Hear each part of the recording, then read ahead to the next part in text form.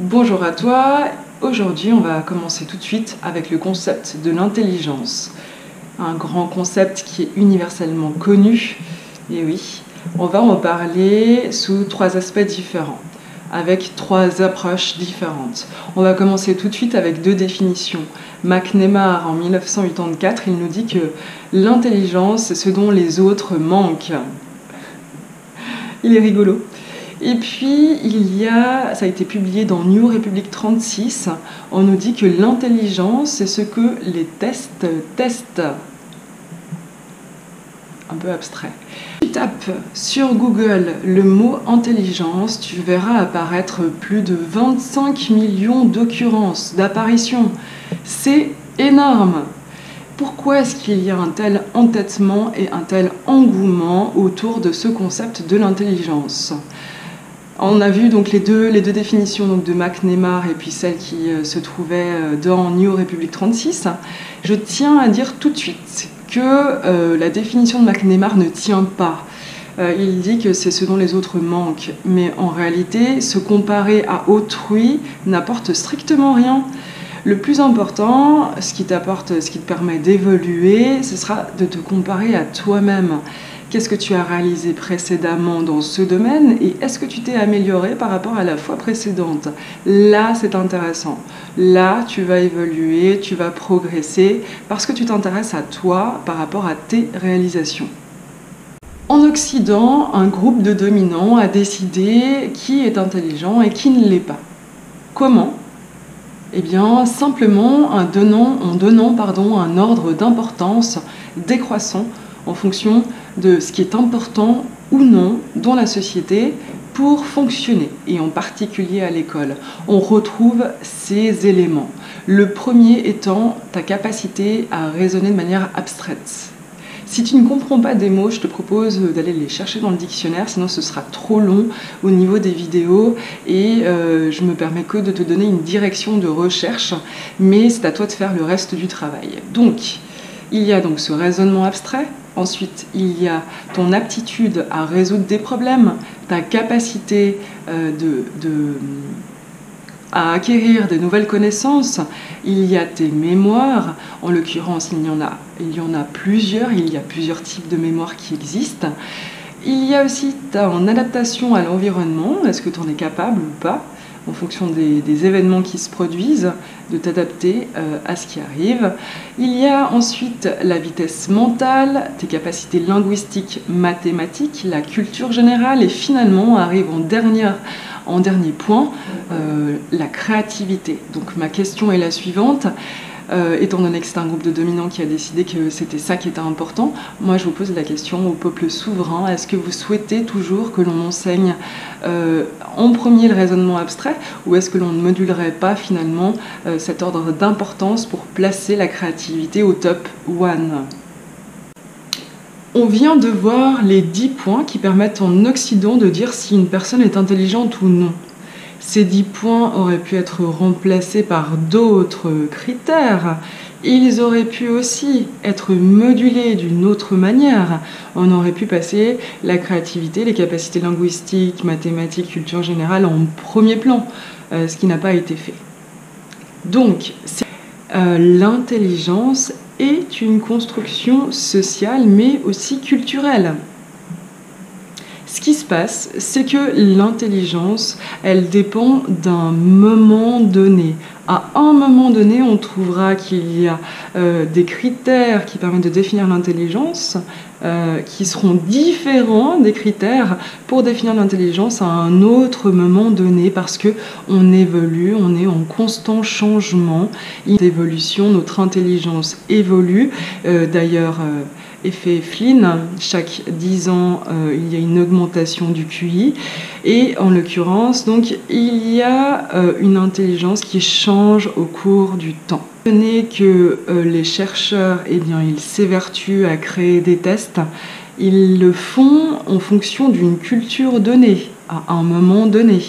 Donc, un chercheur qui crée un test d'intelligence pour une culture obtiendra des résultats et pourra dire si cette personne, comparée aux autres, est intelligente ou ne l'est pas. il y a certains chercheurs qui ont décidé de faire passer ces tests d'intelligence pourtant appartenant à une culture donnée, de les faire passer à d'autres cultures. Et là, il faut bien se rendre compte que d'une culture à une autre, on ne nomme pas intelligence, on ne définit pas l'intelligence de la même manière. En Occident, la première chose importante, c'est le raisonnement abstrait. Dans une autre culture, ce qui peut être super important, ça peut être la connaissance des plantes médicinales. Donc, quand on obtiendra les résultats de ces différents tests d'intelligence d'une culture à une autre, on constatera forcément des résultats qui seront différents. Eh bien, il n'y a aucun souci avec le fait que l'on obtienne des résultats différents. Par contre, à partir du moment où on émet des interprétations sur ces résultats, eh bien, c'est là où un problème peut se poser. Pour revenir à ce que je viens de dire qui est très important, l'intelligence dans son évaluation et dans sa définition, elle dépend d'une culture et d'une seule. Alors quand on a comparé les cultures, qu'est-ce qu'on a capté finalement? Qu'est-ce qu'on a capturé? Qu'est-ce qu'on a fait ressortir de ces résultats différents quand on évalue deux cultures sur les tests d'intelligence appartenant qu'à une seule? Eh bien, ce que l'on a capté, ce sont des différences de valeurs. Les autres cultures n'ont pas les mêmes valeurs que nous. Les autres cultures n'ont pas les mêmes intérêts. Ils n'ont pas non plus les mêmes objectifs de vie. Eh bien, c'est ça qu'on a capturé. Ils sont donc différents, plus intelligents sur d'autres critères. Ou nous sommes moins intelligents. Dans l'esprit des gens, le fait de comparer des cultures entre elles, ça a ancré des idéologies douteuses. Et oui, le sens commun. Eh bien, c'est une idée, une croyance, une opinion à un moment donné. Eh bien, le fait d'avoir comparé ces cultures entre elles et d'avoir diffusé ces idées, ce sens commun, qui se base sur une interprétation, qui laisse croire que les Occidentaux sont plus intelligents que les autres cultures au niveau du QI. Eh bien, ce que ce score de QI comprend, c'est des critères qui correspondent à notre culture, pas à la leur. Donc forcément, ce sera différent. Et il n'y a pas une culture qui est meilleure qu'une autre. Simplement, en fonction de nos objectifs de vie, eh bien, on va porter plus d'importance sur un critère plutôt qu'un autre. À partir du moment où tu as affaire à des résultats scientifiques, fais attention aux interprétations douteuses. Maintenant, on va passer à une autre approche de l'intelligence, c'est une approche biologique de l'intelligence. Est-ce que d'un point de vue biologique, l'intelligence existe ? L'intelligence n'existe pas d'un point de vue biologique. On n'a pas trouvé le gène qui est responsable de l'intelligence. Est-ce qu'il existe ? Est-ce qu'il n'existe pas ? S'il existe, on n'a peut-être pas les moyens technologiques de parvenir à le trouver, à le déceler. En tout cas, il y a des gènes qui sont en lien avec l'intelligence. C'est-à-dire qu'il y a des gènes sur lesquels il peut y avoir des pathologies que là on a pu déceler avec le matériel actuel, et donc ces pathologies vont affecter l'intelligence au sens où, eh bien, en fonction de ces pathologies, elles vont affecter plus ou moins un critère, le raisonnement abstrait, la vitesse mentale ou les mémoires par exemple. Trouvons un moyen de nous représenter ce que je viens de dire. On va prendre un fromage. Ce fromage correspond à 100%. 100% de l'intelligence. En fait, il y a moins de 5%